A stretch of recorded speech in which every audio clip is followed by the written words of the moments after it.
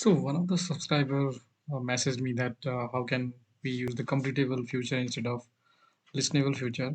So for that I'm starting my Zookeeper,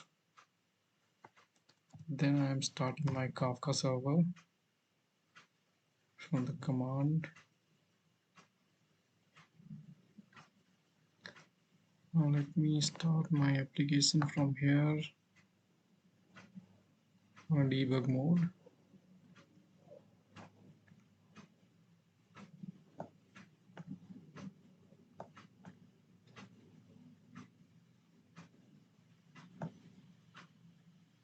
Yeah, it started. Let me clear the logs. Let me call the API from here. So debug point has reached here in the completable future. Not this here. So I'm debugging it by F6. So yeah, so now it is calling the completable future. See, it's reached here. The message that I have sent is, I guess we missed somewhere.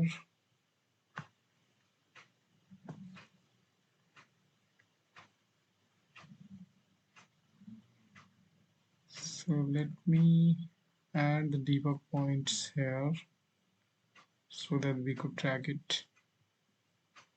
Once it will come, and it should actually give me the result back. We see if Kafka is running. Kafka is fine.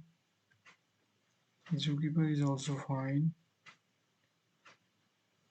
So why it's stuck there?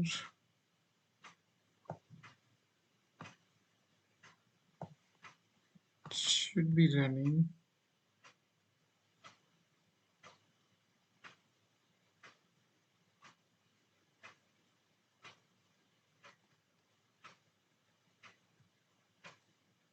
Let me cancel this request.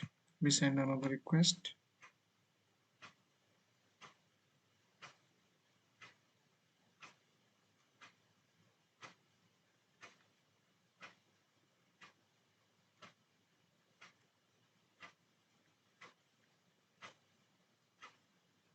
There is no response. Let me restart it again. So I'm starting the application.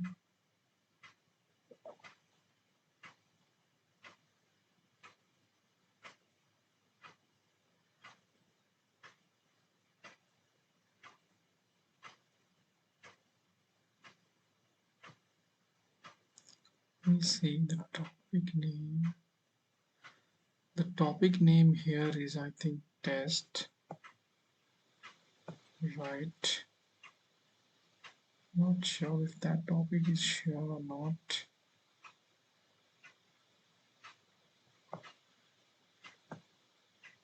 Let me call it again.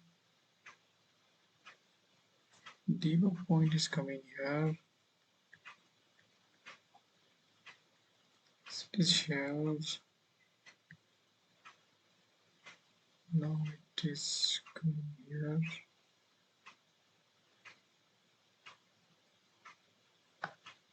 Okay, producer has started, so it has completed. So this has, yeah, there's the message. So now it should send the result from the controller.